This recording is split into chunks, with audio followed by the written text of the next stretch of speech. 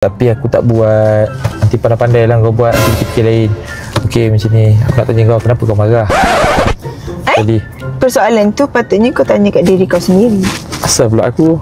Kau duk marah-marah kenapa? Yelah, masa aku tiba-tiba cakap pasal cover set hari tu, kau cakap kat aku okey je. tak, bagi aku tak okey. Bagi aku tak okey.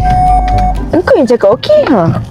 Tak Masa okey. tiba-tiba kau nak marah hari ni, hari yang kita nak shoot, hari yang kita nak jalan-jalan dekat tempat yang kau tak pernah datang. Kau tu Tak sebab kena apa aku annoying marah? tu. Sebab itu kau dah cakap aku kau nak kasut tu.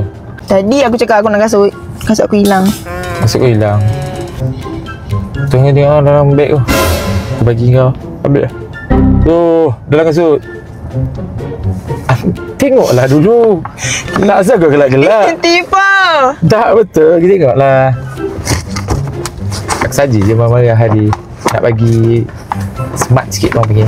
Bagi kau Smart rasa- je? Ya, bagi kau blushing macam. Sini tengok dalam. Bagi.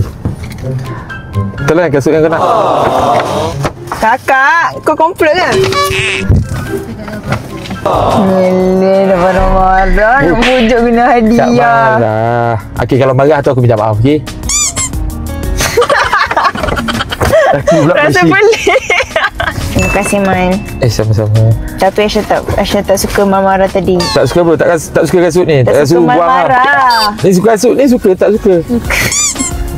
Kasut Tahu ni tak suka. suka. Kasut ni suka. Marah-marah tak suka. Ya, nak bagi orang kata Terasa tau. biar Aisyah sekarang blushing. Kau cakap tak apa surprise, cover bagi set. surprise. Cover set tu tak ada masalah, beli 10 lah. Cover set tu tak payah cerita lah pasal cover set tu saja. Mak yang ungkit tadi. Ya, nak bagi ada topik lah bagi Aisyah merajuk. Jadi malah surprise dengan benda ni. Okey. Jadi marah-marah lagi tak? Okey happy lah. Okey, happy. Terima kasih Man. Bawa ke Jemel. Macam mana kau comel? Buatlah. Ni dah comel dah kan? Yelah buat lagi.